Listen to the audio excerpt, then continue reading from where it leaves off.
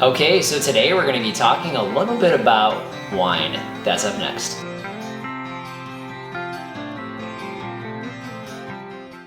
Hello everyone, this is Dwayne. And Lori. And this is Healthy Farm Living. So we're coming to you here today with something a little bit different. What do we have around us, hon? This would be wine. Ooh, this would be wine.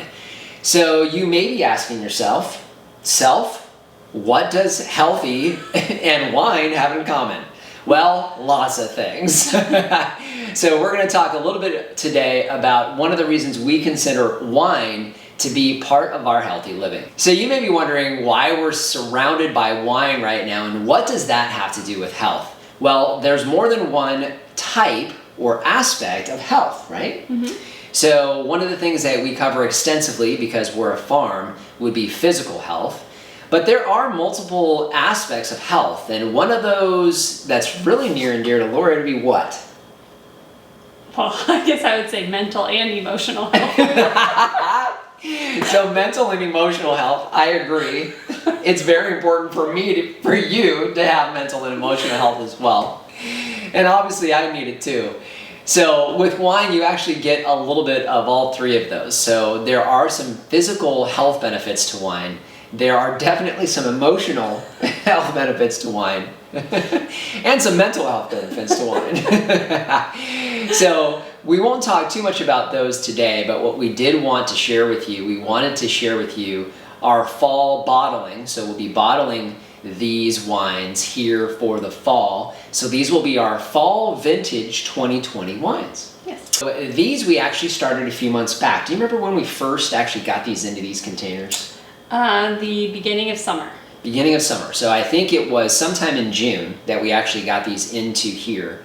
Now we will show you guys how we do wine step by step, but a few things that we want to show you here, and that's mainly that all of the wines that you've seen here are from the fruit from our old farm. Yes. So everything that you see, we actually grew the fruit and then we made that wine here ourselves. Yeah. Here on this farm. So it's very simple. There's steps that you need to take, but you can see the abundance that you get from our own fruit. Yeah. Let's talk a little bit about the different varieties that we have here today.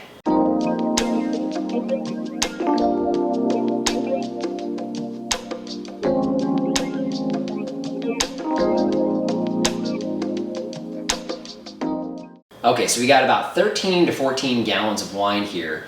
And we have two fruit wines and we have one grape wine. Even though grapes would be fruit, we kind of categorize them a little bit differently. So what you see here, you see a pomegranate wine. So that's this one here.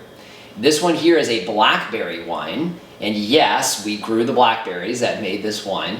And then what do we have on this side, sweetheart? And this is the flame grape wine. Ooh, flame grape wine. Mm-hmm. So flame grapes, very, very easy to grow here in the Phoenix, Arizona area. Yep. We probably have, that's probably our most abundant actual grapevine, would you say? Oh yeah, absolutely. By far. Mm-hmm. And you can see just how well this clears up. These require some additional ingredients in order to clear them up. Grape wines, with time, these have been sitting in here for going on 3 months now, clears up really, really well. So hopefully you can pick that up on camera, but your traditional grape wines do clear up fantastic. So I think what we'll do is we're gonna bring these down off the counter. That way you guys can see kind of what we're doing, and we're gonna try each one of these wines to see what they taste like. So the first wine that we're gonna try for you today is gonna be our blackberry wine. Now our blackberry wine is made from two different varieties that we grow on the farm. The first variety is the Triple Crown Blackberry, fantastic, very sweet blackberry. What's the second blackberry? The Prime Arc. Ooh, the Prime Arc Blackberry. Very good grower. Yes. Abundant producer, produces great. So we're gonna go ahead and try this wine for you. Let's see what it tastes like. I'm gonna remove the airlock here, give this to Lori. And we've got a wine thief right here. By the way, winemaking supplies, we have these winemaking supplies in our Amazon shop. And all I need is just a little bit out of here. We may be switching. Nah, I think that's good. So this looks kind of like a burgundy sort of, I guess, burgundy. Would that be the right way to describe it? Maybe. That's like a dark rose. Kind of a rosé, brownish, Yeah. almost like a brandy color. So the smell definitely smells like wine. It smells really good. Yeah, just a little bit of fruit kind of smell, but it smells almost like a grape wine. Let's go ahead and try this.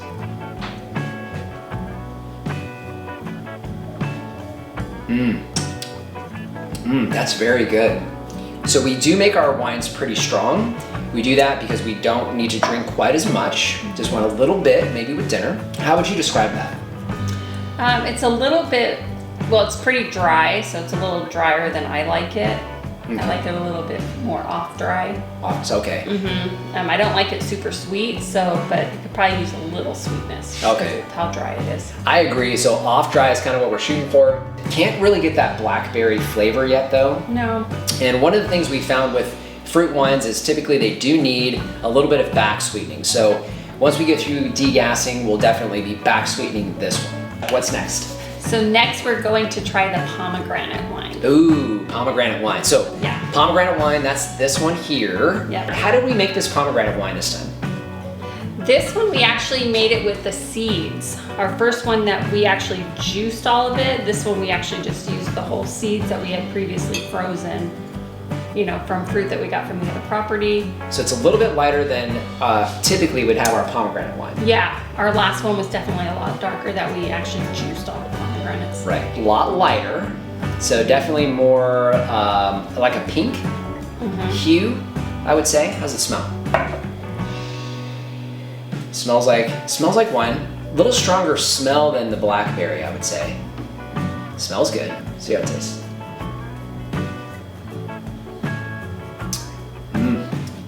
Ooh, yeah, it's a much stronger bite on that one. Yeah, So I can taste tart. Can you taste that a it's little very bit? tart, yeah. Yeah, so a lot more tart, which makes sense. It's pomegranates. Yeah. I can't really necessarily taste pomegranate, but it's definitely tart. Yeah, a little bit.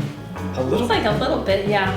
I don't know. still think it needs a little sweetness, not very much though. Not much. So just a little tiny bit of back sweetening, just to get that pomegranate taste that we really want to get out of this wine. Yeah. Okay.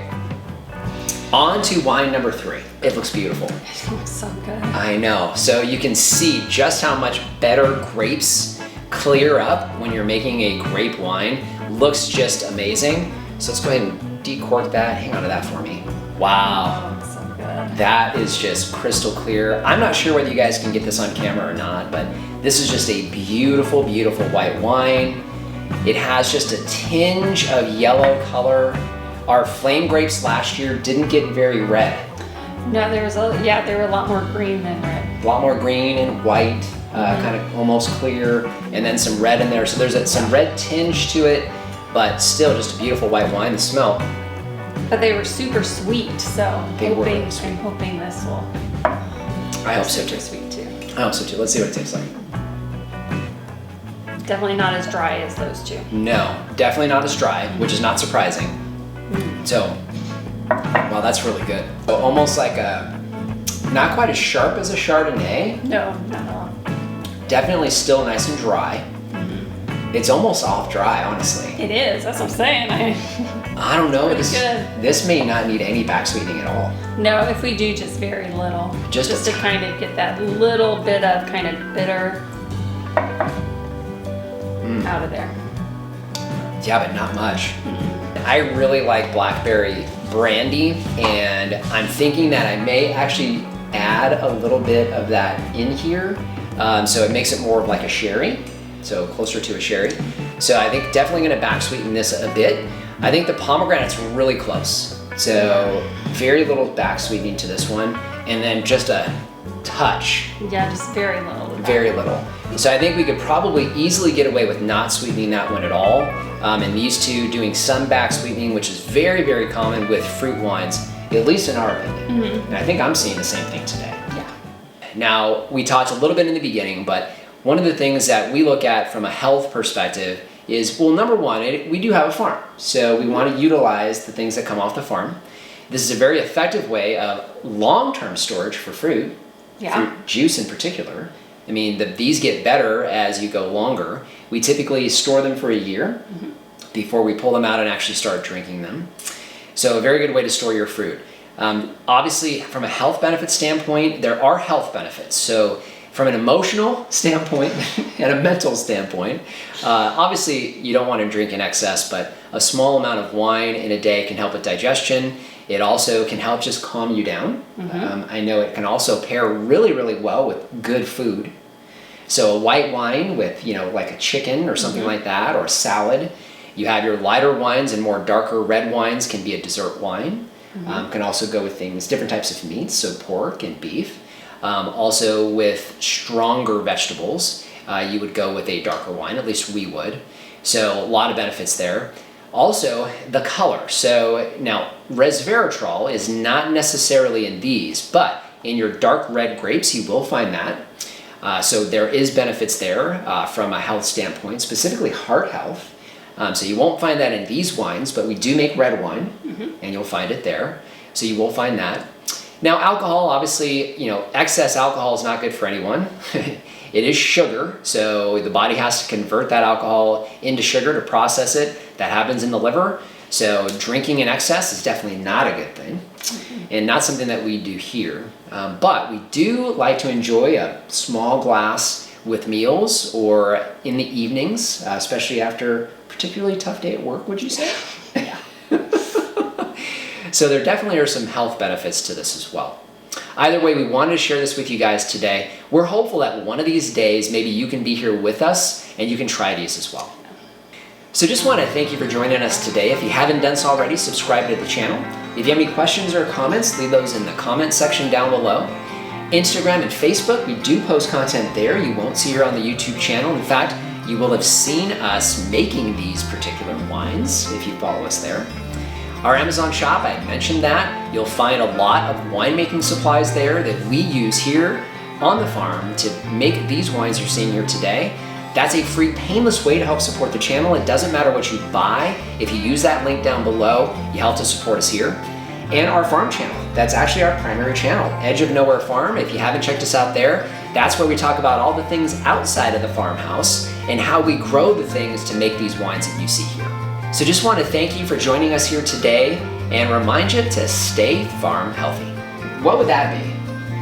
Physical. In case you were wondering. You weren't sure. I didn't know where you were going. I know. I love throwing you off. There's a lot of TV. Well, the more we do this, the better the videos can probably be.